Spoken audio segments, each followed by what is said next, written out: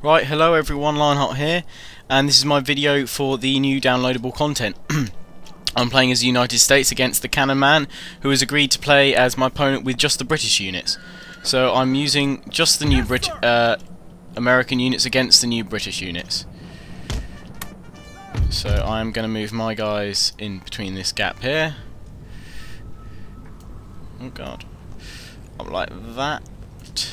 These guys all fire by rank, by the way, so that's why I'm getting them into 3 lines, and I'm going to move my cavalry down the side here. Personally, I've got to say, I think the American units have the edge over the British units.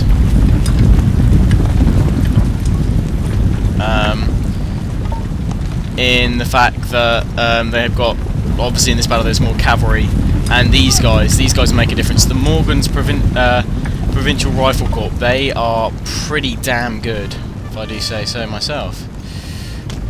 So I'll go over the units. This is the 1st Maryland back here.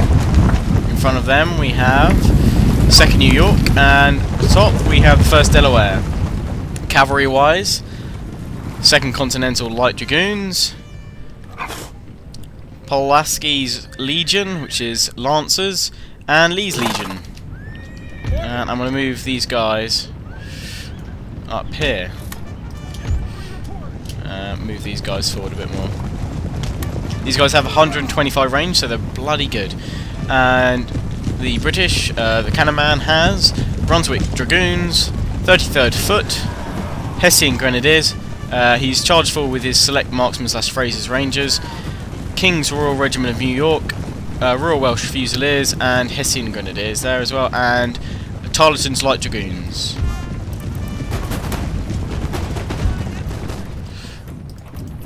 These guys are now firing at my guys, and these are the Company of Select Fraser's Rangers.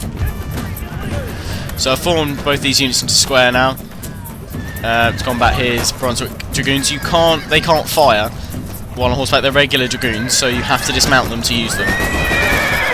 So my guys are easily going to dispatch them, I think. This is the 1st Delaware here, and I'm going to move these guys around. So he's already lost these guys here, and this isn't like a full online battle. This is just obviously to highlight the new units, so nothing serious, just nice and light between us. He's bringing in his Grenadiers here, so I'm going to charge forward with my guys. And there is a bit of lag obviously in this game because it's online, and I'm now going to charge these guys into Tarleton's Grenadiers. And I'm going to use these guys to charge in here. So right, over here I've charged in with my 2nd New York unit against his Hessian Grenadiers, and they're doing pretty well. Over here 33rd Foot is being equally matched by my 1st Delaware, if not slightly beaten. These guys are beating the Hessian Grenadiers quite easily, and my 2nd Continental Light Dragoons are doing pretty well here as well. And I'm going to charge them to the back of the 33rd now. I'm going to move forward slightly with my guys here. I've lost... No, the enemy general's been killed. I thought I'd lost my general then. Tarleton's Dragoons. I'm going to move my Dragoons around here. Obviously, these Lancers are pretty crap once you charge them in. That's why I probably won't be using them in my multiplayer battles. But I will be using the other units. So this is the 1st New York. The 1st Maryland, I've got to say, are probably one of the most powerful US units now. They have 55 accuracy, and they're bloody good units. So we've got the Royal Welsh Fusiliers here, which are probably going to try and do the same, which is to throw grenades at me. So I'm going to charge the 2nd New York in again, and I'm going to move forward with the 1st Delaware. So zoom and take a look at this going on here. The Light Dragoons charging in as well, adding to their part. Sabres raised.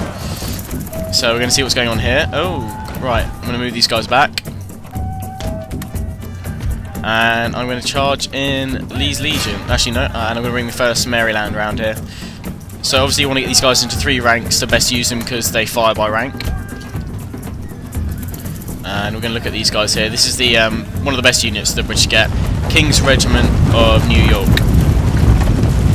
But undoubtedly for me, my favourite unit has got to be the 1st Maryland.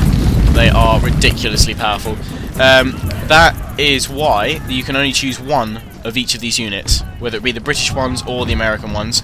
So no matter who you play as, you can only use one of these units.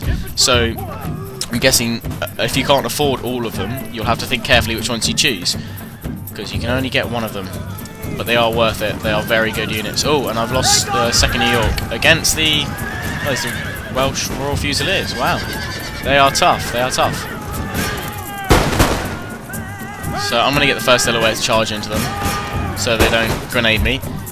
Meanwhile, the King's Royal Regiment of New York is getting thoroughly owned by my 1st Maryland, got to admit. And I'm now going to charge in the back of them with Lee's Legion here.